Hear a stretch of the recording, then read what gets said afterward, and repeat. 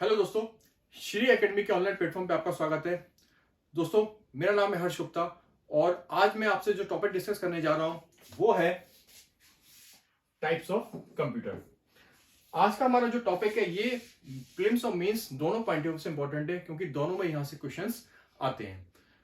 So computer क्या है ये ऑलरेडी मैं आपको प्रीवियस वीडियो में बता चुका हूं। आज हम कंप्यूटर के टाइप्स के बारे में समझेंगे। आज हम देखेंगे कंप्यूटर को आप किन किन बेसिस पर क्लासिफाई कर सकते हैं। सो स्टार्ट करते हैं आज का टॉपिक टाइप्स ऑफ कंप्यूटर। देखिए, कंप्यूटर का क्लासिफिकेशन मेनली आप तीन बेसिस पर कर सकते हो। You can classify your computer mainly on three bases. ठीक है, your first classification based on application. आपके क्लासिफिकेशन का जो पहला बेस है वो है आपका एप्लीकेशन। ठीक है, आप एप्लीकेशन के बेस पर कंप्यूटर को डिवाइड कर सकते हो। Your second classification based on purpose, यानी आपका मशीन बनाने का पर्पस क्या है। Your third classification based on size and working of computer. ठीक है, सो ये आपके क्लासिफिकेशन के तीन बेसिस हैं जिनके अकॉर्डिंग आप कंप्यूटर को क्लासिफाई कर सकते हो। सो हम एक एक करके इन तीनों बेसिस को समझेंगे। सबसे पहले हम स्टार्ट करेंगे क्लासिफिकेशन बेस्ड ऑन एप्लीकेशन, यानी एप्लीकेशन के बेस पर आप कंप्यूटर को कितने टाइप्स में डिवाइड कर सकते हो। देखिए, एप्लीकेशन के बेस पर आप कंप्यूटर को मेनली तीन टाइप्स में डिवाइड कर सकते हो। जैसे पहला आपका सबसे पहला आता है आपका एनालॉग कंप्यूटर, उसके बाद आता है आपका डिजिटल कंप्यूटर और थर्ड आपका आता है हाइब्रिड कंप्यूटर। सो सबसे पहले हम स्टार्ट करेंगे एनालॉग कंप्यूटर से कि एनालॉग कंप्यूटर क्या होता है। देखिए, एनालॉग कंप्यूटर को समझने के लिए का एक सबसे बहुत ही इजी मेथड है कि हम इसके एग्जांपल मरकरी थर्मोमीटर की वर्किंग को समझ लें। अगर आपको इस मरकरी थर्मोमीटर की वर्किंग के बारे में पता है तो आप इजीली एनालॉग कंप्यूटर के बारे में बता सकते हो। देखिए कैसे। देखिए, जो आपका ये मरकरी थर्मोमीटर है तो बेसिकली जब आपको फीवर आता था तो आप इसका यूज करते हो, है ना। आपके डिजिटल थर्मोमीटर से पहले आप इन्हीं थर्मोमीटर्स का यूज करते थे। सो आपका ये जो मरकरी थर्मोमीटर है इसका आप यूज करते कैसे थे। जब भी आपको फीवर आता था तो आप इस थर्मोमीटर को अपनी टंग के नीचे रखते थे। ठीक है, और कुछ मिनट्स के बाद ये जो थर्मोमीटर है ये आपके बॉडी के टेम्परेचर को मेजर करके आपको बता देता था। ठीक है, सो इस तरह आपको पता चल जाता था कि आपको कितना फीवर है। अब ये जो आपका थर्मोमीटर है तो ये क्या कर रहा है, ये आपके बॉडी के टेम्परेचर को मेजर कर रहा है ना। और इसके टेम्परेचर मेजर करने की इसकी जो प्रोसेस है, इस पूरी प्रोसेस में ये थर्मोमीटर है ये कहीं भी किसी भी नंबर्स पे काम कर रहा है, कोई भी डेटा कैलकुलेट कर रहा है। इस पूरी प्रोसेस में थर्मोमीटर कहीं पर भी डेटा को कैलकुलेट नहीं कर रहा है, यानी नंबर्स पे काम नहीं कर रहा है। ये क्या कर रहा है, ये डायरेक्ट आपकी बॉडी की जो फिजिकल क्वांटिटी है यानी टेम्परेचर, ये डायरेक्ट इस पे वर्क कर रहा है। ये डायरेक्ट आपके टेम्परेचर पर वर्क कर रहा है। और टेम्परेचर क्या है, टेम्परेचर आपकी बॉडी की एक फिजिकल क्वांटिटी है। ठीक है, सो यहां से जो एनालॉग कंप्यूटर है उसकी पहली प्रॉपर्टी निकलती है कि आपके जो एनालॉग कंप्यूटर है वो डेटा को कैलकुलेट नहीं करते बल्कि वो डायरेक्ट आपके फिजिकल क्वांटिटीज पर ही वर्क करते हैं, है ना। Your analogue computers do not calculate data but directly work on physical quantities. और आपकी जो ये फिजिकल क्वांटिटीज है ये आपकी कुछ भी हो सकती है। फॉर एग्जांपल जैसे थर्मोमीटर केस में क्या था, आपका टेम्परेचर था। इस सिमिलरली क्या हो सकती है, प्रेशर भी आपका क्या है, फिजिकल क्वांटिटीज हो सकती है। लेंथ हो सकती है या आपके फ्लूइड का फ्लो हो सकता है। तो ये सब क्या है, ये सब आपकी फिजिकल क्वांटिटीज हैं। ठीक है, सो एनालॉग कंप्यूटर कैसे कंप्यूटर है, एनालॉग कंप्यूटर बेसिकली आपके ऐसे कंप्यूटर हैं जो डेटा को कैलकुलेट नहीं करते बल्कि वो डायरेक्ट फिजिकल क्वांटिटी पर वर्क करते हैं। जैसे मरकरी थर्मोमीटर केस में जो आपका थर्मोमीटर है वो डायरेक्ट आपकी बॉडी के टेम्परेचर यानी फिजिकल क्वांटिटी पे वर्क कर रहा है। ठीक है, देखिए ये जो आपके एनालॉग कंप्यूटर है इनका यूज बेसिकली आप ऐसी जगहों पे करते हैं जहां पर आपको फिजिकल क्वांटिटीज के कंटिन्यूअस मेजरमेंट की रिक्वायरमेंट होती है ना। ऐसी बहुत सी इंजीनियरिंग इंडस्ट्रीज हैं जहां पर आपको फिजिकल क्वांटिटीज को कंटिन्यूअस मेजर करना होता है। जैसे फॉर एग्जांपल ऑयल रिफाइनरी का अगर हम एग्जांपल लें तो जो आपकी ऑयल रिफाइनरी होती है वहां पर आप बहुत बड़े नंबर्स में एनालॉग मशीन से एनालॉग कंप्यूटर का यूज करते हो। क्यों, उसका क्या रीजन है। देखिए, आपकी जो ऑयल रिफाइनरी है तो वहां पे आपका जो ऑयल है आपको कंटिन्यूअस उसके टेम्परेचर, प्रेशर या उसके फ्लो को मेजर करना होता है ना। मान लीजिए आपकी रिफाइनिंग दिन में 8 घंटे चलती है तो पूरे 8 घंटे क्या करना होगा, पूरे 8 घंटे आपको उस ऑयल के फ्लो या उसके टेम्परेचर प्रेशर को मेजर करना होगा। ऐसा नहीं हो सकता कि आपकी रिफाइनरी मान लीजिए 8 घंटे चल रही है तो आप केवल 6 घंटे इसके टेम्परेचर प्रेशर को, ऑयल के टेम्परेचर प्रेशर को मेजर करें और 2 घंटे के लिए ना करें। वरना क्यों? क्योंकि इस केस में क्या हो सकता है, इस केस में एक्सीडेंट हो सकता है ऑयल रिफाइनरी में। सो जब तक आपकी ऑयल रिफाइनरी वर्क करेगी तब तक क्या होगा, तब तक आपको ऑयल के टेम्परेचर प्रेशर या दूसरे पैरामीटर्स को कंटिन्यूस मेजर करना होगा। ठीक है। सो जो आपके एनालॉग कंप्यूटर है वहां पे उनका यूज बेसिकली आप ऐसी जगहों पे करते हो जहां पे आपको फिजिकल क्वांटिटीज को कंटिन्यूस मेजर करना होता है। क्लियर है? These computers are used where the physical quantities have to be measured continuously, like the field of engineering, industries and science. आगे बढ़ते हैं। देखिए, जो आपका एनालॉग कंप्यूटर है उसकी जो अगली प्रॉपर्टी वो ये है कि जो आपके एनालॉग सिग्नल हैं ये नेचर में होते हैं कंटिन्यूस। कैसे होते हैं? The analogue signals are continuous in nature. देखिए, एनालॉग सिग्नल्स अपने नेचर में कंटिन्यूस क्यों होते हैं, इसको भी हम थर्मोमीटर के एग्जांपल से समझ सकते हैं। जैसे आपने अभी आपको मैंने इसका बताया कि आपका जो थर्मोमीटर क्या कर रहा है, ये आपकी बॉडी के टेम्परेचर को मेजर कर रहा है।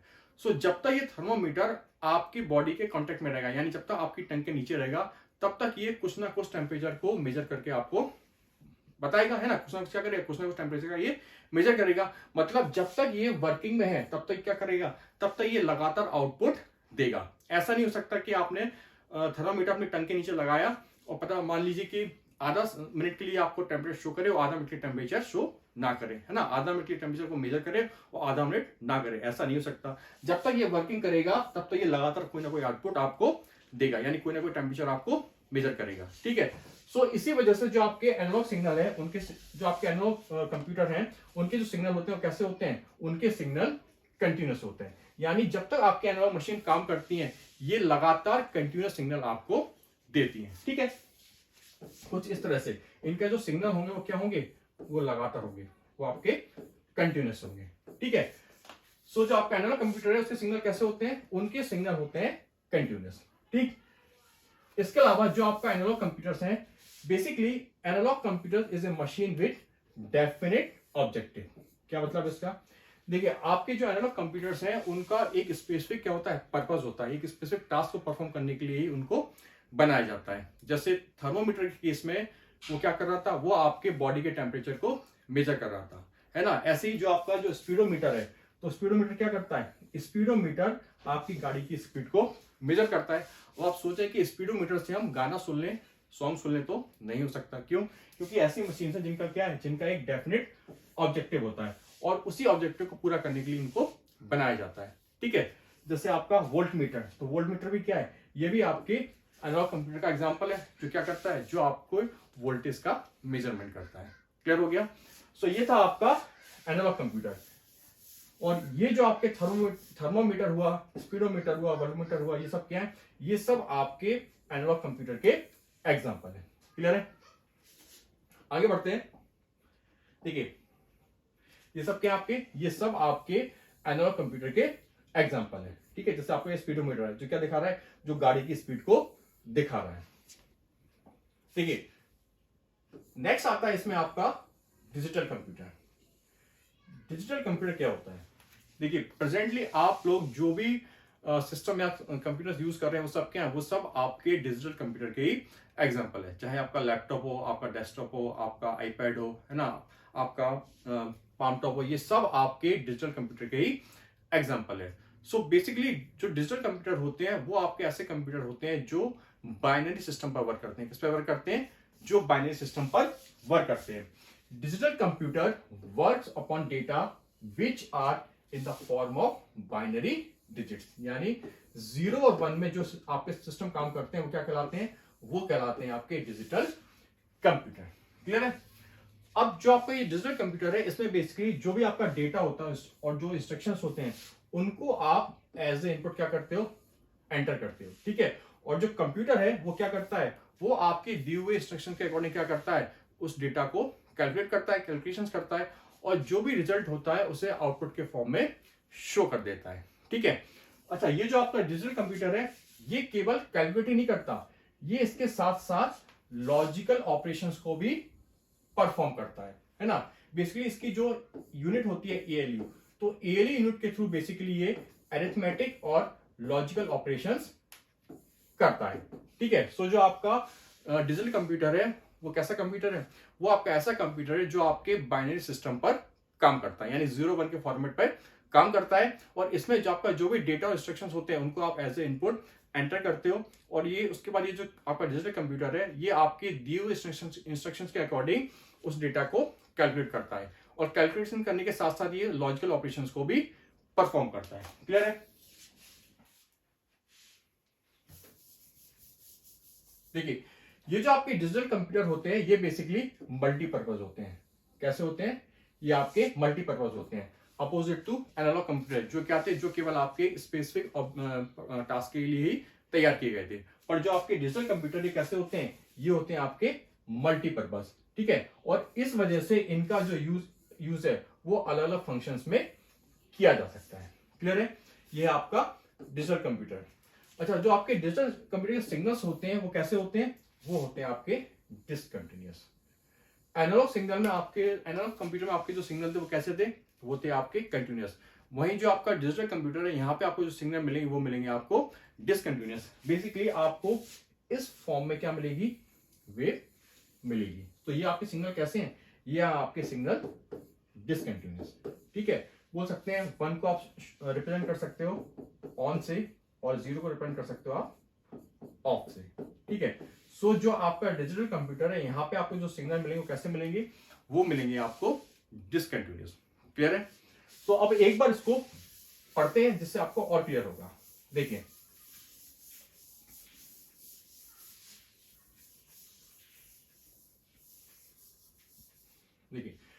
Digital computers work upon data which are in the form of binary digit. Clear है? In a digital computer, all the data and instructions are entered as input, and the computer calculates according to the given instruction and display the result in the form of output. Clear? They not only calculate but also perform logical operation. These computers are multi-purpose, and due to this they are used for different functions. ठीक, और जो आपके signals हैं कैसे हैं? The signals of these computers are discontinuous. Clear है? सो ये है आपका डिजिटल कंप्यूटर। ये दिखाई दे रहा है, ये आपका डिजिटल कंप्यूटर है। जो भी आपके डेस्कटॉप में, लैपटॉप है, ये सब आपके डिजिटल कंप्यूटर के अंदर आते हैं। ठीक है, आगे बढ़ते हैं।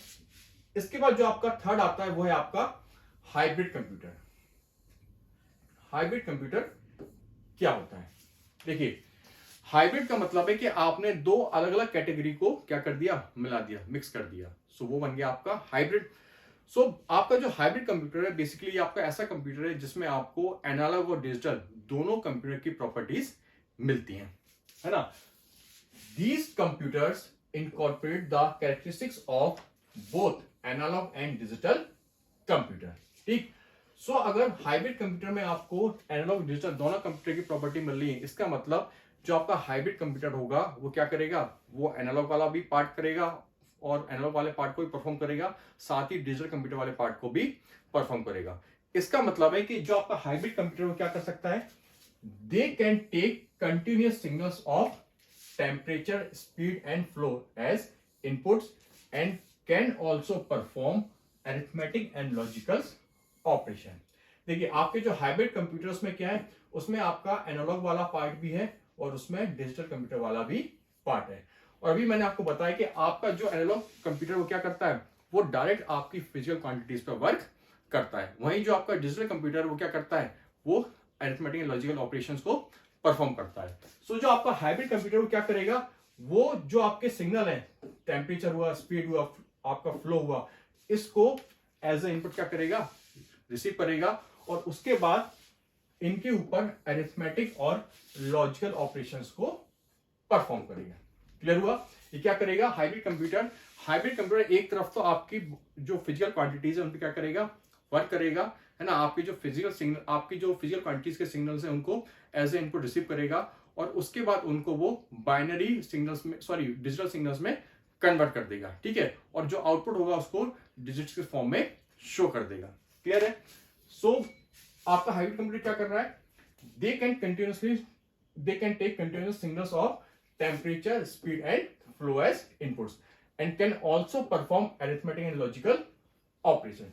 क्लियर है? देखिए, जो आपका हाइब्रिड कंप्यूटर है, इसमें जो आपका एनालॉग कंपोनेंट है वो as a problem solver work करता है। कैसे?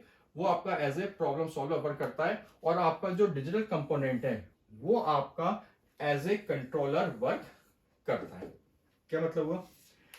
देखिए, ये दिखाई दे रहा है आपको, ये आपकी ईसीजी मशीन है, यानी इकोकार्डियोग्राम मशीन। तो जो आपका ये जो ईसीजी मशीन है, ये बेसिकली आपके हाइब्रिड कंप्यूटर का एक एग्जांपल है, ठीक है। अब जो आपका ईसीजी मशीन है, तो उसको, इसके सामने जो टास्क है वो क्या है, इसके सामने जो टास्क है, या बोल सकते हैं इसके सामने जो प्रॉब्लम है जिसको इसको सॉल्व करना है, वो है पेशेंट के बॉडी के जो पैरामीटर्स है उनको मेजर करना, ठीक है। सो आपको ये दिखाई दे रहा है, आपकी जो ईसीजी मशीन है इसमें क्या होते हैं, बहुत सारे वायर्स होते हैं, दिखाई दे रहे हैं वायर्स, और इन वायर्स में क्या लगे होते हैं, इन वायर्स में ये आपके सेंसर्स लगे होते हैं, जो, और ये जो वायर्स होते हैं कहाँ लगा दिए जाते हैं, ये डायरेक्ट आपके पेशेंट के चेस्ट पर लगा दिए जाते हैं, ठीक है। सो जो आपका ईसीजी मशीन है, इसके सामने जो प्रॉब्लम है वो क्या है, उसके सामने जो प्रॉब्लम है वो है कि आपको पेशेंट की बॉडी के जो पैरामीटर्स है उसको मेजर करना है, ठीक है।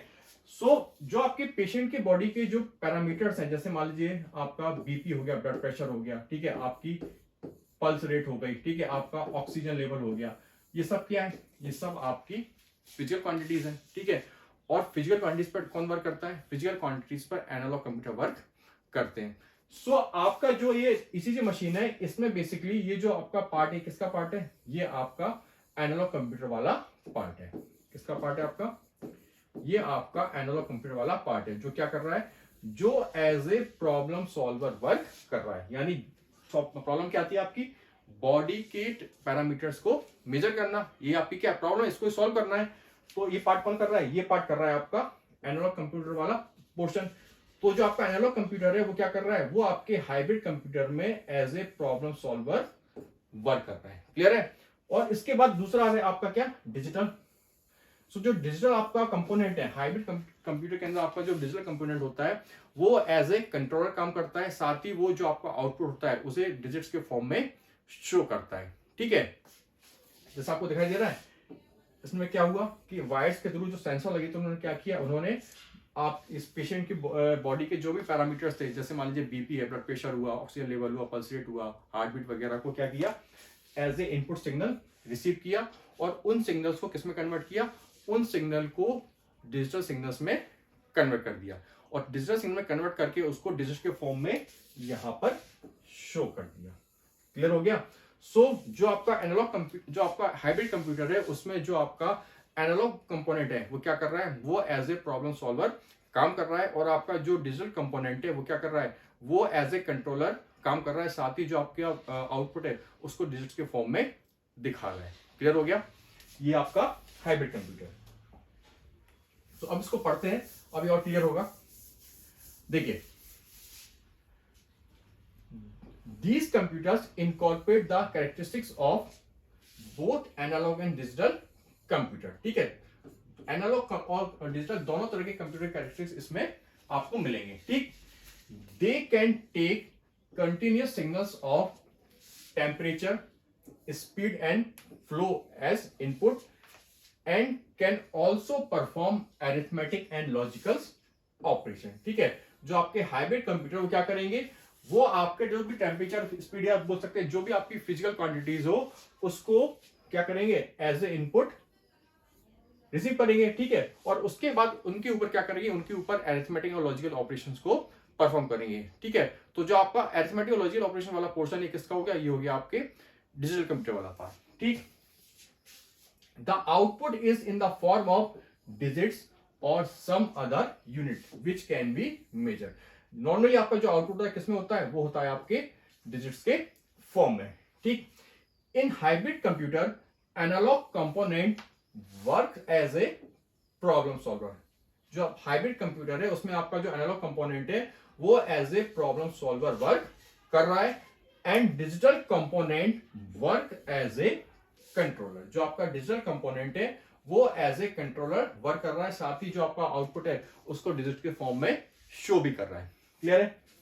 देखिए, these computers are used in the field of medicine, defence etcetera. Basically जो आपका रडार सिस्टम है, तो रडार सिस्टम में आप किसका यूज करते हो? रडार सिस्टम में आप हाइब्रिड कंप्यूटर्स का ही यूज करते हो। ठीक है, जब इसी सिमिलरली आपको जो मैंने ईसीजी का एग्जांपल दिया, तो किसका एग्जांपल है? वो आपकी मेडिसिन की फील्ड का एग्जांपल है। सो ऐसी अलग अलग फील्ड्स में आप हाइब्रिड कंप्यूटर का यूज करते हो। ठीक, देखिए जैसा भी आपने देखा ईसीजी के केस में ये क्या कर रहा था? In the field of medicine, patients temperature, pulse, blood pressure etcetera are received by the computer as analog signal.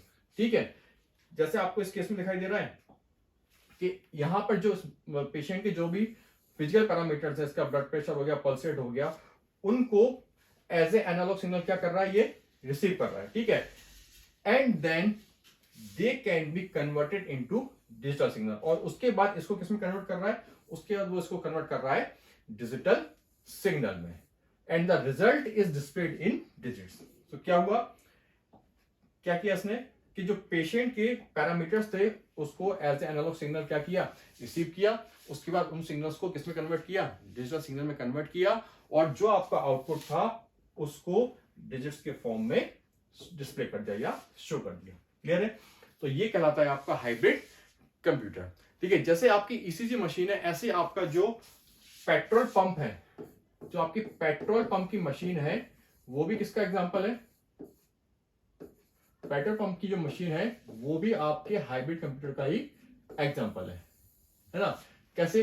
देखिए, जो आपकी पेट्रोल पंप की मशीन है तो उसमें एनालॉग वाला पार्ट भी होता है और उसमें डिजिटल कंपोनेंट वाला भी पार्ट होता है ना? आप क्या करते हो, जब आप अपनी गाड़ी में डीजल या पेट्रोल डलवाते हो तो होता क्या है कि वो आपका जो ब्लैक कलर का आपका जो पाइप है उसके थ्रू क्या होता है, डीजल या आपका जो पेट्रोल आपकी गाड़ी में जाता है ना, फ्लो करता है। सो जो पेट्रोल पंप की मशीन में क्या करती है, वो डीजल या पेट्रोल के फ्लो को मेजर करती है, और मेजर करने के बाद उसको किस में कन्वर्ट कर देती है? वो डिजिट्स के फॉर्म में कन्वर्ट कर देती है कि भाई कितने रुपए का आपका पेट्रोल या डीजल डाला गया है। ठीक है, और वो जो रुपए हैं उसको वो जो मशीन है क्या है, अपनी एलसीडी में जो लगी रहती है उसकी वहां पर शो कर देती है कि भाई आपका 100 रुपए का या आपका 200 रुपए का पेट्रोल डाला जा चुका है।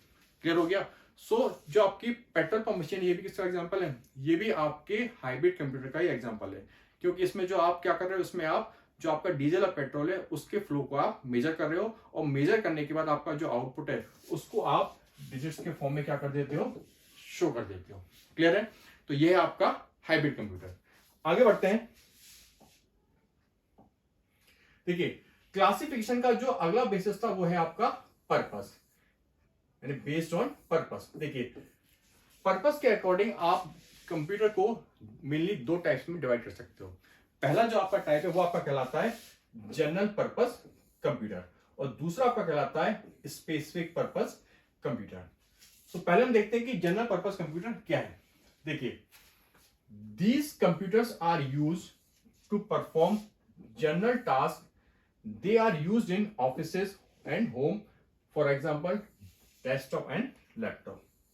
देखिए, जो आपके जनरल पर्पस कंप्यूटर कैसे कंप्यूटर हैं, आप अपने घरों में, ऑफिसेज में, आपके कॉलेज वगैरह में, स्कूल्स में जो आप सिस्टम यूज कर रहे हो सब क्या है, वो सब आपके जनरल पर्पस कंप्यूटर कहलाते हैं। क्यों? क्योंकि इनके थ्रू आप जो भी आपके जनरल टास्क होते हैं उनको आप परफॉर्म करते हो। ठीक है, जैसे आपका एग्जांपल है डेस्कटॉप और लैपटॉप। सो ये किसका एग्जांपल है? डेस्कटॉप और लैपटॉप आपके जनरल पर्पस कंप्यूटर के अंदर आएंगे। ठीक है, इस कैटेगरी में आएंगे। ठीक, जो सेकंड आपकी इसमें टाइप्स है अकॉर्डिंग टू पर्पस, वो है आपका स्पेसिफिक पर्पस कंप्यूटर। देखिए ये क्या है? देखिए, these computers are made to perform a specific task. In these computers, CPU is designed to handle that specific task. क्या मतलब है उसका? देखिए, जो आपके स्पेसिफिक पर्पस कंप्यूटर होते हैं वो ऐसे कंप्यूटर होते हैं जो किसी स्पेसिफिक टास्क को परफॉर्म करने के लिए बनाए जाते हैं। सो इन कंप्यूटर में जो सीपीयू होता है, जो आपकी सेंट्रल प्रोसेसिंग यूनिट होती है, उसको कुछ इस तरह से डिजाइन किया जाता है कि वो उस टास्क को पूरा कर दे। ठीक, जैसे आपका एक एग्जांपल है एटीएम। जो आपकी एटीएम मशीन है, किसका एग्जांपल है? ये आपके स्पेसिफिक पर्पस कंप्यूटर की का एग्जांपल है। क्यों? क्योंकि इसका काम क्या है? इसका काम है पैसे को निकालना। सो इसका एक स्पेसिफिक क्या है? पर्पस है, और उस पर्पस के लिए इसको डिजाइन किया गया है। सो जो आपकी एटीएम मशीन है, उसमें आपका जो सीपीयू है वो इस तरह से डिजाइन किया जाता है कि आप इजीली उसमें से पैसे निकाल लो। क्लियर है? ये जो आपके स्पेसिफिक पर्पस कंप्यूटर हैं, these computers are used mainly in the field of defense, space, science, etc. So अलग अलग फील्ड्स में आप इनका यूज कर सकते हो। जैसे आपके जो सुपर कंप्यूटर्स होते हैं, तो वो भी बेसिकली आपके स्पेसिफिक पर्पस कंप्यूटर के अंतर्गत ही, उसके अंदर ही आएंगे। ठीक है, आगे बढ़ते हैं। इसके बाद आता है आपका क्लासिफिकेशन बेस्ड ऑन साइज, यानी साइज के और वर्किंग के बेस पर आप कंप्यूटर को कितने टाइप्स में डिवाइड कर सकते हैं। देखिए,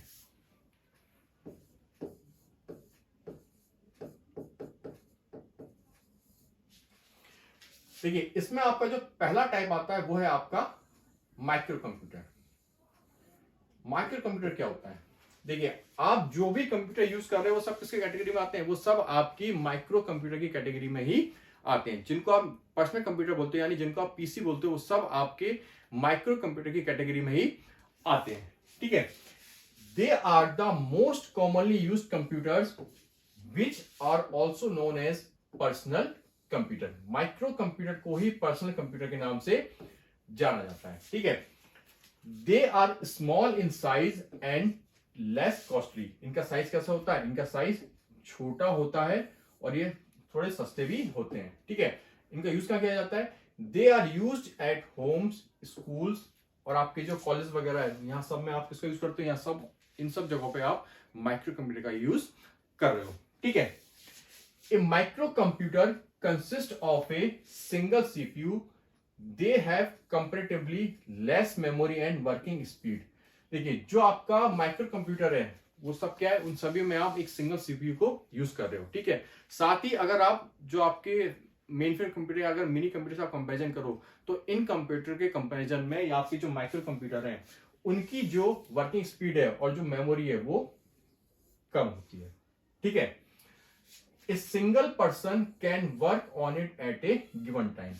ये जो आपके माइक्रो कंप्यूटर होते हैं, इन पर एक बार में एक ही पर्सन क्या कर सकता है? काम कर सकता है। ऐसा नहीं हो सकता कि आपका एक डेस्कटॉप या लैपटॉप हो और उस पर एक से ज्यादा लोग काम करें, ऐसा पॉसिबल नहीं है। तो एट ए टाइम आप एक सिंगल पर्सन ही आपके माइक्रो कंप्यूटर्स पर काम कर सकता है। ठीक है, सो आपके जो माइक्रो कंप्यूटर्स हैं, इसके भी क्या है? कई सारे टाइप्स हैं। ठीक है, जिसमें सबसे पहला आता है आपका डेस्कटॉप। सो माइक्रो कंप्यूटर के अंदर सबसे पहला जो आपका टाइप आता है वो आता है आपका डेस्कटॉप कंप्यूटर। डेस्कटॉप कंप्यूटर क्या है? ये आप ऑलरेडी जानते हैं, लगभग सभी ने क्या है इसको यूज भी किया होगा। देखिए, they are operated by placing them on the desk और टेबल। जो डेस्कटॉप कंप्यूटर होता है वो आपका कहां रखा होता है? वो आपके किसी डेस्क या टेबल पर रखा होता है, इसलिए इसका नाम पड़ा डेस्कटॉप। क्लियर है? ये जो आपके डेस्कटॉप होते हैं साइज में क्या होते हैं? साइज में थोड़े बड़े होते हैं। ठीक है, These computers are slightly larger in size. ठीक, और साइज में बिकॉज ये बड़े हैं इसलिए इनको इजीली एक जगह से दूसरी शिफ्ट करने में थोड़ी दिक्कत आती है। ठीक है, और जो आपका डेस्कटॉप है आपने देखा ही होगा कि इसमें क्या होता है? इसमें आपका सीपीयू होता है, एक मॉनिटर होता है और कीबोर्ड होता है। ठीक है, so it contains CPU, monitor, keyboard etcetera.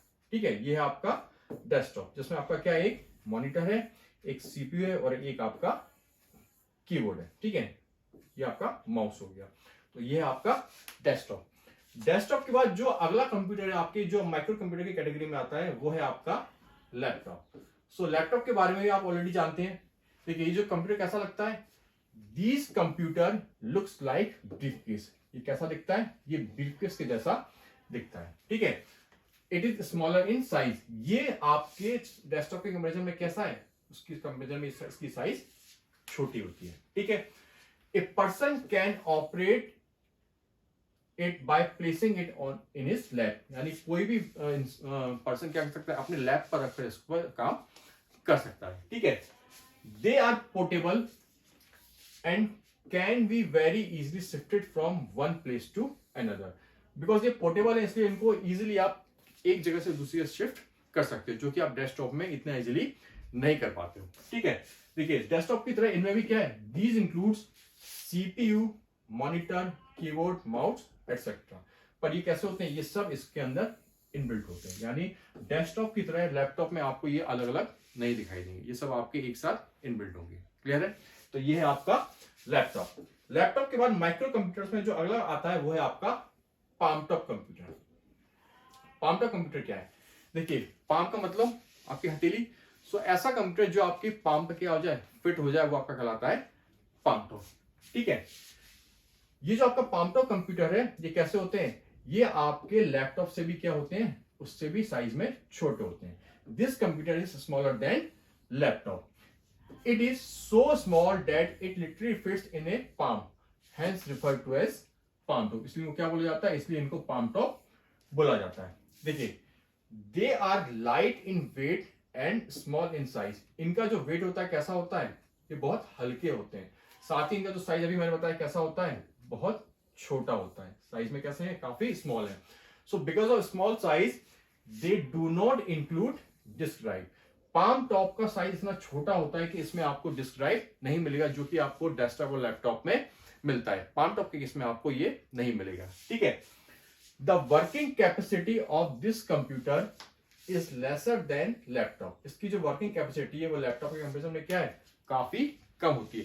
Basically आपके कुछ लिमिटेड फंक्शंस हैं, उसी को ये आपका पाम टॉप परफॉर्म कर सकता है।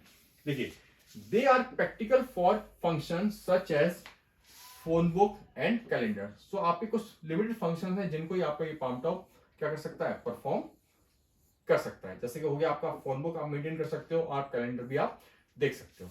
ठीक है, अच्छा जो आपके पाम टॉप है, palm top that use a pen rather than a keyboard for input are often called PDA. आपके ऐसे पाम टॉप जिसमें आप इनपुट के लिए किसका यूज कर रहे हो, पेन का यूज कर रहे हो। सो ऐसे आपके जो पाम टॉप है वो कहलाते हैं आपके पीडीए, यानी पर्सनल डिजिटल असिस्टेंट। क्लियर है, तो ये है आपका पाम टॉप और ये आपके पाम टॉप की इमेज है। ये कैसा है, इस साइज में इतना छोटा है कि ऑलमोस्ट आपकी जो पाम में क्या हो रहा है, फिट हो जा रहा है। क्लियर है, इसके बाद माइक्रो कंप्यूटर में जो आपका अगला कंप्यूटर आता है वो है आपका टैबलेट। देखिए, टैबलेट का सबसे अच्छा एग्जांपल है आपका एप्पल का आईपैड। सो आपका जो एप्पल का आईपैड है वो किसका एग्जांपल है, वो बेसिकली आपका एक तरह का टैबलेट है। ठीक है, एप्पल का आईपैड आपने देखा होगा, ये दिख रहा है आपको, ये आपका आईपैड है। सो उसका जो स्ट्रक्चर वो कैसा है, देखिए, it is a notebook slate shaped mobile computer which is equipped with A touch screen और ग्राफिक्स टेबल। इसका साइज कैसा है, जैसे आपकी एक स्लेट होती है उसके शेप में क्या है आपका ये कंप्यूटर है। ठीक है, और ये कैसा कंप्यूटर है कि इसमें आपको क्या मिल रही है, इसमें आपको टच स्क्रीन या ग्राफिक्स टेबल मिल रही है। ये दिखाई दे रहा है आपको, ये क्या है आपकी, ये आपकी ग्राफिक्स टेबल है जिसपे आप क्या कर सकते हो, जिसपे आप टच करके क्या कर सकते हो, इसको आप ऑपरेट कर सकते हो। ठीक है, यहाँ पे आपके अलग अलग आइकन्स बने होते हैं जिनको आप टच करके क्या कर सकते हो, टच करके आप इनको ऑपरेट कर सकते हो। सो जो आपके लैपटॉप वो क्या है, it is a notebook, sorry जो आपके टैबलेट है ये आपके हैं आपके, it is a notebook slate shaped mobile computer which is equipped with a touch screen और ग्राफिक्स टेबल, जिनमें क्या होती है, जिनमें आपको टच स्क्रीन या ग्राफिक्स टेबल मिलती है। ठीक है, it allows the user to operate the computer with a digital pen और स्टाइलिस और फिंगर टिप। सो जो आपके टैबलेट है इनको आप कैसे ऑपरेट कर सकते हो, या तो आप डिजिटल पेन के थ्रू क्या कर सकते हो, ऑपरेट कर सकते हो। ठीक है, जैसा आपको दिखाई दे रहा है इसी तरह आपका एक डिजिटल पेन आता है जो क्या होगा, जिसके थ्रू आप इनको ऑपरेट कर सकते हो, या फिर चाहो तो आप अपनी फिंगर टिप से भी क्या कर सकते हो, अपनी फिंगर टिप से भी इनको ऑपरेट कर सकते हो। क्लियर है, तो ये है आपका टैबलेट। टैबलेट पर नेक्स्ट आता है आपका माइक्रो कंप्यूटर में स्मार्टफोन। देखिए, स्मार्टफोन भी आप लोग यूज करते हो। ये क्या है, smartphone is a mobile which incorporates almost all the characteristics of a computer. ठीक है, ये आपका ऐसा मोबाइल है जो आपके कंप्यूटर के ऑलमोस्ट सारे कैरेक्टरिस्टिक्स को क्या करता है, इनकॉर्पोरेट करता है। इसमें मतलब इसमें कंप्यूटर के आपके लगभग सारी प्रॉपर्टीज आपको इसमें मिल जाएंगी। ठीक है, बट इसका जो प्राइमरी जॉब है वो क्या है, इस primary job is to communicate, यानी बात करना, ठीक है। और जो आपकी टच स्क्रीन टेक्नोलॉजी है, ये भी क्या है, ये आपकी स्मार्टफोन में यूज की जाती है। Touch screen technology is used in smartphone, clear है। तो ये आपका स्मार्टफोन। तो ये थे आपके माइक्रो कंप्यूटर। माइक्रो कंप्यूटर के बाद जो आपका नेक्स्ट, जो आपका सेकंड आपका टाइप है, वो है आपका वर्क स्टेशन, ठीक है। अभी आपने जो भी डेस्कटॉप, लैपटॉप या पामटॉप, टैबलेट देखे, ये सब आपके माइक्रो कंप्यूटर की कैटेगरी में आते हैं, ठीक है। अब माइक्रो कंप्यूटर के बाद अगला आता है आपका वर्क स्टेशन। देखिए, जो आपका वर्क स्टेशन है, ये भी बिल्कुल देखने में आपको कैसा लगेगा, आपको माइक्रो कंप्यूटर जैसा ही दिखेगा। क्यों? क्योंकि ये भी क्या है, ये भी आपका बेसिकली एक सिंगल यूजर है, यानी एट ए टाइम एक ही पर्सन इस पे काम कर सकता है, ठीक है। इसमें भी आपको क्या मिलेगा, एक आपको मॉनिटर मिलेगा, एक सीपीयू मिलेगा और एक कीबोर्ड मिलेगा। पर कुछ डिफरेंस है इसका माइक्रो कंप्यूटर से। जैसे देखिए, work station is a powerful single user personal computer, but it has more powerful microprocessor and A high quality monitor is use. देखिए, जो आपका वर्क स्टेशन कंप्यूटर है, मेनली इनमें जो माइक्रो प्रोसेसर यूज होते हैं, या बोल सकते हैं इनका जो सीपीयू होता है, वो कैसा होता है, वो ज्यादा पावरफुल होता है। साथ ही जो मॉनिटर यूज करते हैं, वो भी कैसा होता है, वो भी आपका हाई क्वालिटी मॉनिटर होता है, ठीक है। सो इसमें आपका जो माइक्रो प्रोसेसर है, वो कैसा है, वो आपका ज्यादा पावरफुल है, साथ ही आप हाई क्वालिटी मॉनिटर को यूज कर रहे हो, ठीक है। देखिए, it is used in computer aided design and other applications requiring a high-end, usually expensive machine with considerable calculating and or graphics capability। क्या मतलब हुआ? देखिए, जो आपके वर्क स्टेशन कंप्यूटर है, बेसिकली इनका यूज आप ऐसे फील्ड्स में ज्यादा करते हो जहां पे आपको हाई क्वालिटी ग्राफिक्स को बनाना होता है, ठीक है। जैसे आपकी कंप्यूटर एडेड डिजाइन, तो आपका जो कैड है उसमें क्या करते हो, उसमें आप हाई क्वालिटी का बनाते हो, ग्राफिक्स बनाते हो। सो ऐसी जगहों पे आप वर्क स्टेशन का क्या करते हो, यूज करते हो, क्लियर है। तो ये है आपका वर्क स्टेशन कंप्यूटर। इसके बाद जो आपका थर्ड है, वो है आपका मिनी कंप्यूटर। देखिए, ये क्या है, देखिए, they are of medium size. इनकी साइज कैसी है, इनकी साइज है मीडियम। ये आपकी मीडियम साइज के कंप्यूटर होते हैं, मिनी कंप्यूटर, ठीक है। They are more powerful, faster and more expensive than micro computer. अगर माइक्रो कंप्यूटर से इसके कंपैरिजन किया जाए, तो माइक्रो कंप्यूटर के कंपैरिजन में कैसे है, ज्यादा पावरफुल है, ज्यादा फास्ट है, और साथ ही ज्यादा एक्सपेंसिव भी है, ठीक। देखिए, they have more processing power and storage storage capability.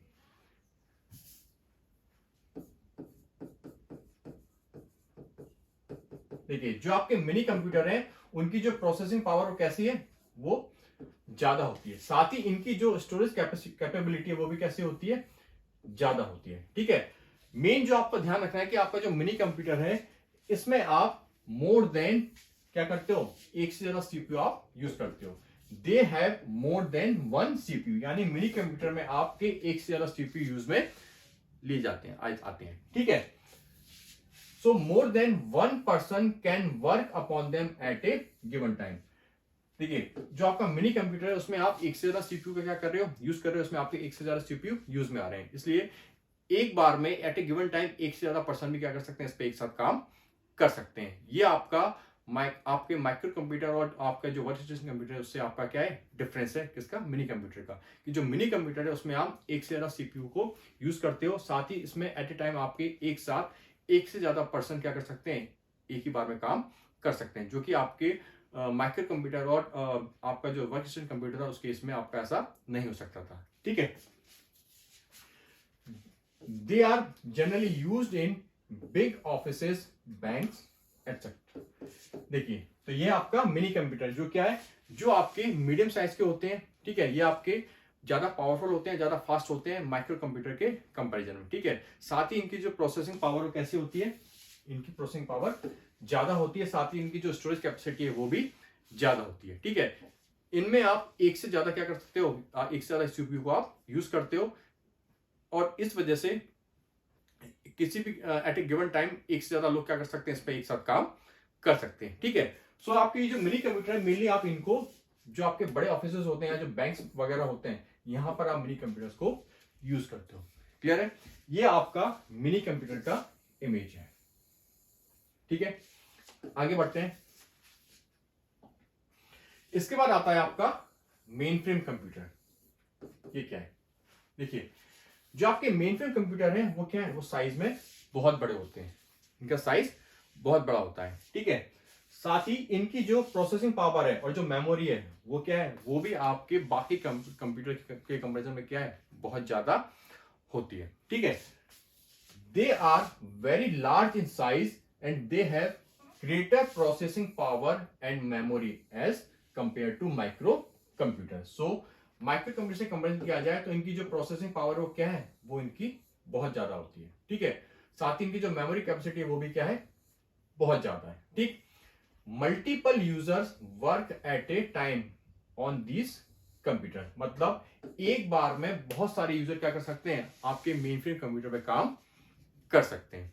ठीक है, these computers are generally used as a server computer in big companies and government offices. देखिए, जो आपका मेन फ्रेम कंप्यूटर है, मेनली इसको आप एज ए सर्वर यूज करते हो।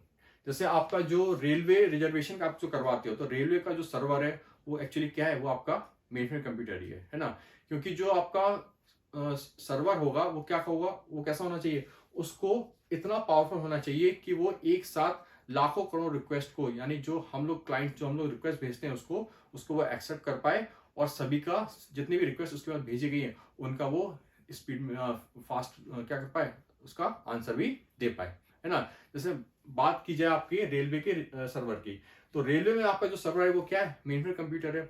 और ये जो आपका मेन फ्रेम कंप्यूटर है, इसको क्या हो रही है, इसको पूरे इंडिया से क्या आ रही है, करोड़ों लाखों क्या आ रही है, रिजर्वेशन रिक्वेस्ट आती है। और इनको, इस कंप्यूटर को इन लाखों करोड़ों रिक्वेस्ट को क्या करना होता है, इसका आंसर देना होता है ना। बिकॉज इसी के थ्रू क्या हो सकता है, इसी के थ्रू अपना रिजर्वेशन करवा सकते हैं। सो जो आपका सर्वर कंप्यूटर है वो बेसिकली कैसा होना चाहिए, वो आपका बहुत पावरफुल होना चाहिए। वो आपका इतना पावरफुल होना चाहिए कि वो आपके बहुत बड़ी नंबर्स में क्या करे, रिक्वेस्ट को एक्सेप्ट कर पाए, और सभी रिक्वेस्ट का स्पीड में क्या कर पाए, आंसर भी दे पाए। सो अगर आप किसी छोटे कंप्यूटर, जैसे मान लीजिए माइक्रो कंप्यूटर को आप एज ए सर्वर यूज करते हो, तो इस केस में वो एज ए सर्वर काम नहीं कर पाएगा। क्यों? क्योंकि वो इतने बड़े नंबर्स में ना तो रिक्वेस्ट एक्सेप्ट कर सकता है, ना ही उन सभी रिक्वेस्ट का आंसर कर सकता है। क्लियर है? सो इसलिए जो सर्वर के लिए आप किसका यूज करते हो, सर्वर के लिए आप एक बहुत ही पावरफुल कंप्यूटर का यूज करते हो, जिसकी प्रोसेसिंग पावर कैसी हो, जिसकी प्रोसेसिंग पावर बहुत ज्यादा, यानी वो बहुत कम समय में क्या करे, रिक्वेस्ट को एक्सेप्ट करे और उन रिक्वेस्ट का आंसर भी दे दे। ठीक है, इसलिए सर्वर के लिए आप किसका यूज करते हो, सर्वर के लिए आप मेन फ्रेम कंप्यूटर का यूज करते हो। क्यों? क्योंकि इनकी जो प्रोसेसिंग पावर कैसी होती है, इनकी प्रोसेसिंग पावर बहुत ज्यादा होती है। ठीक है, इसलिए आपके एज ए सर्वर यूज में लाए जाते हैं। क्लियर है?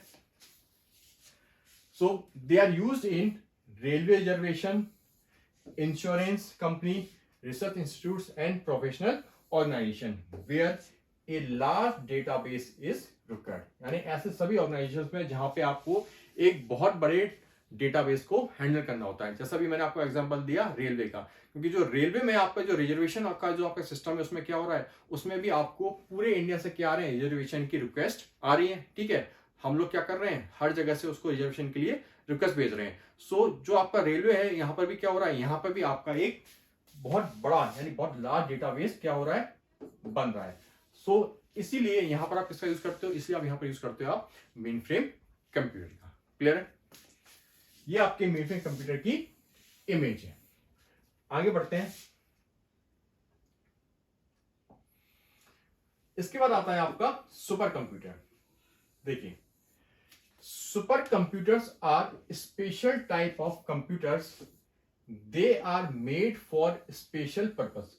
ये जो आपके सुपर कंप्यूटर्स है कैसे हैं, ये आपके स्पेशल टाइप है, या बोल सकते हैं आपके स्पेसिफिक क्या है, कंप्यूटर हैं, जो किसी स्पेशल टास्क को परफॉर्म करने के लिए ही बनाए जाते हैं। ठीक है, they are made for special purposes. ठीक, super computers are the largest in size. इनका साइज कैसा होता है, इनका साइज सबसे ज्यादा, सबसे बड़ा है, ये आपके साइज में सबसे बड़े हैं सुपर कंप्यूटर। ठीक है, they are the most powerful in processing and memory. इनकी जो प्रोसेसिंग है और जो मेमोरी है वो कैसी है, वो सबसे ज्यादा पावरफुल है। ठीक है, जो सुपर कंप्यूटर है, इनसे ज्यादा प्रोसेसिंग पावर किसी भी कंप्यूटर की नहीं होती है, ठीक है। सो इनकी जो प्रोसेसिंग मेमोरी वो कैसी है, बहुत पावरफुल है, ठीक।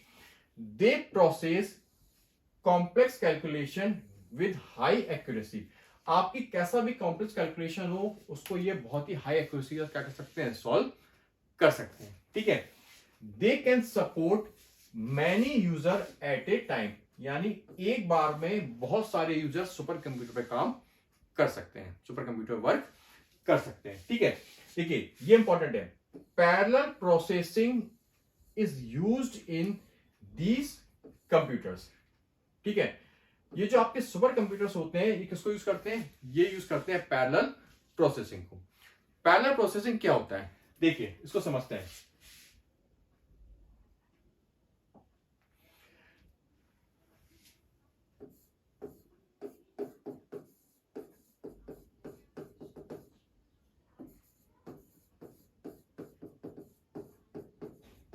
देखिए पैरेलल प्रोसेसिंग क्या होती है, देखिए आपके जो नॉर्मल आपके जो कन्वेंशनल कंप्यूटर्स होते हैं तो वो किसी प्रॉब्लम को जब सॉल्व करते हैं तो कैसे करते हैं। देखिए मान लीजिए कोई एक प्रॉब्लम है ए, ठीक है, और आपका कोई एक ऑर्डिनरी कंप्यूटर है जिसको इस ए प्रॉब्लम को क्या करना है, सॉल्व करना है। तो क्या करेगा वो, इस प्रॉब्लम को छोटे छोटे पार्ट्स में क्या कर लेगा, डिवाइड कर लेगा। जैसे ए को डिवाइड कर लिया उसने A1 A2 A3 A4 और A6 तक। क्या किया उसने, ए प्रॉब्लम को डिवाइड कर लिया A1 A2 A3 A4 A5 और A6 तक। उसके बाद क्या करेगा, उसके बाद वो सबसे पहले किसको सॉल्व करेगा, A1 को सॉल्व करेगा। जब A1 सॉल्व हो जाएगा उसके बाद ये किसको सॉल्व करेगा, उसका ये सॉल्व करेगा A2 को, ठीक है। और जब A2 सॉल्व हो जाएगा तो फिर वो सॉल्व करेगा A3 को। सो जो आपके जो नॉर्मल कंप्यूटर्स होते हैं वो कुछ इस तरह से प्रॉब्लम को सॉल्व करते हैं, ठीक है। अब बात करते हैं सुपर कंप्यूटर की। तो जो आपका सुपर कंप्यूटर वो क्या यूज कर रहा है, वो यूज कर रहा है पैरेलल प्रोसेसिंग। पैरेलल प्रोसेसिंग में होता क्या है कि इसमें भी जैसे मान लीजिए आपका कोई सुपर कंप्यूटर है, उसको प्रॉब्लम ए को क्या करना है, सॉल्व करना है। तो जैसे मान लीजिए इसने भी क्या किया, ए को जो आपकी ए प्रॉब्लम थी उसको A1 A2 A3 A4 A5 और A6 में डिवाइड कर लिया, ठीक। अब होगा क्या कि जो हाँ आपके जो नॉर्मल कंप्यूटर थे वो क्या कर रहे थे, वो पहले A1 पे काम कर रहे थे और जब A1 कंप्लीट हो जा रहा था तो फिर वो A2 पर जा रहे थे। वही जो आपका सुपर कंप्यूटर है वो करेगा क्या, वो एक साथ आपके A1 पे भी काम करेगा, A2 पे भी काम करेगा, A3 पर भी काम करेगा, A4 पर भी काम करेगा, A5 पर भी काम करेगा और A6 पर भी काम करेगा। यानी एक साथ वो सारे सेगमेंट्स पे क्या करेगा, काम करेगा। और इस वजह से, इसी वजह से क्या होती है, इसी वजह से इनकी जो प्रोसेसिंग स्पीड होती है कैसी होती है, बहुत फास्ट होती है। इसी वजह से ये किसी भी कॉम्प्लेक्स कैलकुलेशन को बहुत जल्दी सॉल्व कर लेते हैं। क्यों, क्योंकि ये पैरेलल प्रोसेसिंग का यूज करते हैं, यानी एक साथ सारे सेगमेंट्स पर काम करते हैं। क्लियर हो गया, तो ये कहलाती है आपकी पैरेलल प्रोसेसिंग, ठीक। अभी जो आपके सुपर कंप्यूटर्स हैं ये यूज कहां होते हैं, देखिए they are mainly used in scientific research, ठीक। जो आपके साइंटिफिक रिसर्च सेंटर्स हैं, weather forecasting, space research laboratories, defence centre, controlling nuclear power plant, genetic engineering etcetera. देखिए आपके ऐसे बहुत सी फील्ड्स हैं जहां पे आप सुपर कंप्यूटर्स को यूज करते हो। जैसे आपके जो साइंटिफिक रिसर्च सेंटर्स हैं वहां पे आप सुपर कंप्यूटर का इस्तेमाल करते हो, ठीक है। ऐसे आपकी जो वेदर फोरकास्टिंग है, तो वेदर फोरकास्टिंग में भी आप किसका यूज करते हो, इसमें भी आप सुपर कंप्यूटर का यूज करते हो। जैसे आपने देखा होगा अब जब भी इंडिया में साइक्लोन आता है तो बहुत ज्यादा लोगों की डेथ नहीं होती, यानी कैजुअलिटी ज्यादा नहीं होती। इसका रीजन क्या है, क्योंकि हम अब सुपर कंप्यूटर का यूज करने लगे हैं और सुपर कंप्यूटर के थ्रू क्या होता है कि हमको पहले से पता चल जाता है कि इंडिया के किस पार्ट में साइक्लोन आने वाला है, जिस वजह से आपकी जो कैजुअलिटी वो क्या हो चुकी है, काफी कम हो चुकी है, ठीक है। इसी तरह आपका जो स्पेस रिसर्च लेबोरेटरीज हैं, तो स्पेस रिसर्च लेबोरेटरीज में भी आप किसका यूज करते हो, इसमें भी आप सुपर कंप्यूटर का यूज करते हो, ठीक है। साथ ही आपके जो डिफेंस सेंटर है वहां भी आप सुपर कंप्यूटर का इस्तेमाल करते हो। आपका जो न्यूक्लियर पावर प्लांट है, तो न्यूक्लियर पावर प्लांट को कंट्रोल करने के लिए भी आप सुपर कंप्यूटर का यूज करते हो, ठीक है। अगर आपका सुपर कंप्यूटर नहीं होते तो शायद आप न्यूक्लियर रिएक्टर्स की फील्ड में इतना आगे नहीं बढ़ पाते। क्लियर है। इसी तरह आपकी जो जेनेटिक इंजीनियरिंग है, तो यहां भी आप जो आपके डीएनए वगैरह है उनको आप कोड या डिकोड करने के लिए किसका यूज करते हो, सुपर कंप्यूटर का यूज करते हो, ठीक।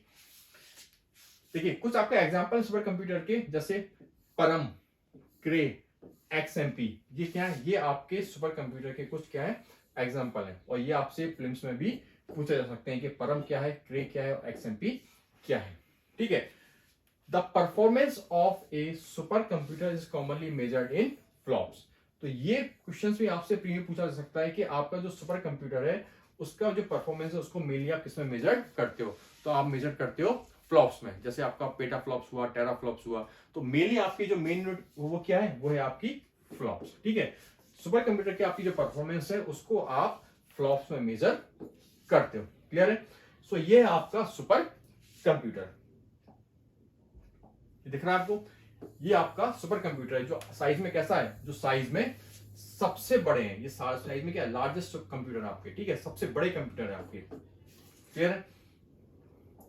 देखिए, अब कुछ फैक्ट्स हैं आपके जो आपसे प्रीलिम्स में पूछे जा सकते हैं। देखिए, प्रेजेंटली जो आपके वर्ल्ड के टॉप 5 सुपर कंप्यूटर्स हैं उसमें जो नंबर 1 पे है वो है आपका फुगाकू, जिसकी स्पीड है 442 पेटाफ्लॉप। ये बेसिकली है आपका जापान का। कहां का? ये आपका जापान का। ठीक, उसके बाद सेकंड पे है आपका समिट, ये है आपका यूएसए का। उसके बाद थर्ड नंबर पे आपका सियरा, ये भी आपका यूएसए का है। फोर्थ नंबर पे आपका सनवे थियोलाइट, ये है आपका चाइना का। और फिफ्थ नंबर पे आपका परलम्यूटर, ये भी आपका यूएसए का सुपर कंप्यूटर है। सो अभी जो आपकी लेटेस्ट लिस्ट आई है सुपर कंप्यूटर्स की, उसमें ये आपके पहले क्या है? टॉप 5 सुपर कंप्यूटर्स हैं। ठीक है, तो इनके नाम आपको याद रखने, ये आपसे एग्जाम में पूछे जा सकते हैं। ये आपका फुगाकू, जिसकी स्पीड कितनी है? 442 टेरा फ्लॉप्स, सॉरी पेटा फ्लॉप्स। क्या है इसकी स्पीड? PETA flops. ये आपका सेकंड नंबर पे समिट, थर्ड नंबर पे आपका सियरा, फोर्थ नंबर पे आपका सनवे थाइलाइट, और फिफ्थ नंबर पे आपका परम्यूटर। क्लियर है? इसके बाद सुपर कंप्यूटर से रिलेटेड आपका एक मिशन है, गवर्नमेंट द्वारा आपका एक मिशन है, उसको उसको बोल सकते हैं परफॉर्म किया जा रहा है, जिसका नाम है आपका नेशनल सुपर कंप्यूटिंग मिशन। देखिए ये क्या है?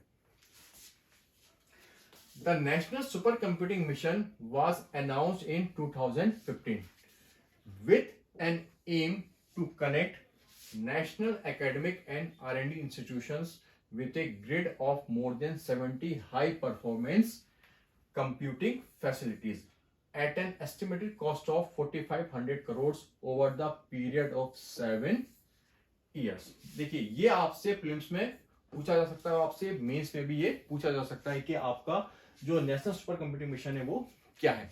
तो आपका जो नेशनल सुपर कंप्यूटिंग मिशन है ये कब अनाउंस हुआ? ये अनाउंस हुआ आपका 2015 में। ठीक है, और इसका एम क्या था? इसका एम था कि आपकी कंट्रीज के जो भी नेशनल एकेडमिक और R&D इंस्टीट्यूट्स हैं उनको एक ग्रिड के थ्रू क्या कर दिया जाए? उनको एक ग्रिड के थ्रू जोड़ दिया जाए। और जो ग्रिड होगी वो किससे बनकर बनेगी? वो जो ग्रिड होगी वो आपके मोर देन आपकी जो 70 हाई परफॉर्मेंस और कंप्यूटिंग फैसिलिटीज है उनसे मिलकर ये ग्रिड आपकी तैयार होगी। क्लियर है? तो ये आपका super computer national super computing mission का एम है। ठीक है, देखिए, it supports the government vision of digital India and make in India initiative. ये जो आपका नेशनल सुपर कंप्यूटिंग मिशन है ये गवर्नमेंट के जो डिजिटल इंडिया और मेक इन इंडिया है इन इनिशिएटिव्स को भी क्या करता है? ये सपोर्ट करता है। ठीक, the mission is being implemented by the department of science and technology and ministry of electronics and information technology. ठीक है, इसको बोलते हैं मेटी।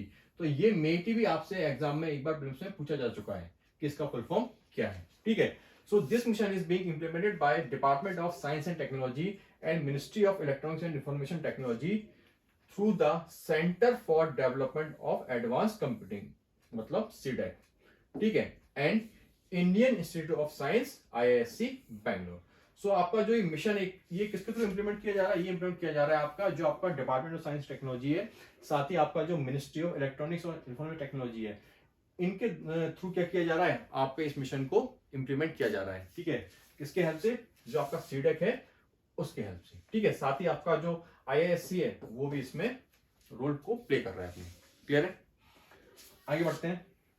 देखिए, ये जो आपका नेशनल सुपर कंप्यूटर मिशन है, सो इसमें आप जो सुपर कंप्यूटर्स की जो ग्रिड तैयार कर रहे हो, इस ग्रिड का यूज आप नेशनल नॉलेज नेटवर्क के लिए भी करोगे, यानी एनकेएन। ये क्या है, देखिए जो एनकेएन है यानी आपका जो नेशनल नॉलेज नेटवर्क है, ये बेसिकली आपके जो एकेडमिक इंस्टीट्यूशंस हैं और आपके जो R&D लैब्स हैं, उनको ये हाई स्पीड नेटवर्क से कनेक्ट करता है। सो नेशनल नॉलेज नेटवर्क के लिए आप इसका यूज करोगे, ठीक है। इसके साथ ही इसका एक और एम है, देखिए under NSM the long term plan is to build a strong base of 20,000 skilled person over the next 5 years who will be equipped to handle the complexities of supercomputer। यानी आपका जो नेशनल सुपर कंप्यूटर मिशन है, इसका एक objective है कि इसके अंदर आप क्या करोगे, इसके अंदर आप लगभग 20,000 स्किल पर्सन को क्या करोगे, आप तैयार करोगे, ठीक है, जो क्या कर पाएंगे, जो सुपर कंप्यूटर्स की कॉम्प्लेक्सिटीज को हैंडल कर पाएंगे। क्लियर है, आगे बढ़ते हैं। देखिए नेशनल सुपर कंप्यूटिंग की कुछ प्रोग्रेस से रिलेटेड कुछ फैक्ट्स हैं, उनको आप देख लेते हैं, ये आपसे प्रीलिम्स में पूछे जा सकते हैं। देखिए NSM first super computer name Param Shivay has been installed in IIT BHU in 2019। It has 837 teraflop high performance computing capacity. जो आपका नेशनल सुपर कंप्यूटिंग मिशन है, तो इसमें आपका जो फर्स्ट पेज है, तो उसमें आपका एक कंप्यूटर है जिसका नाम है परम शिवाय। क्या नाम है, परम शिवाय।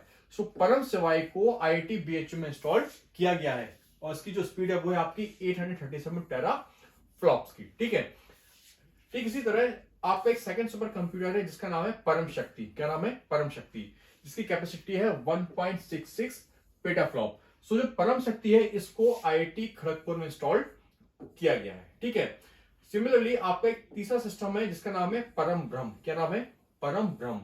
सो परम ब्रह्म को इंस्टॉल किया गया है आईआईएससीआर पुणे, ठीक है, which has the capacity of 797 teraflops की, ठीक है। ठीक इसी तरह आपका एक सुपर कंप्यूटर है जिसका नाम है परम युक्ति। क्या नाम है, परम युक्ति। So Param Yukti has been installed at Jawaharlal Nehru centre for advance scientific research. यहां पर आपका परम युक्ति नाम का जो आपका सुपर कंप्यूटर है उसको इंस्टॉल किया गया है। सो ये आपके एनएसएम से रिलेटेड कुछ फैक्ट्स हैं जो आपसे प्रीलिम्स में पूछे जा सकते हैं। सो ये हमारा आज का टॉपिक था। अगले टॉपिक में हम लोग जल्दी मिलेंगे। Thank you.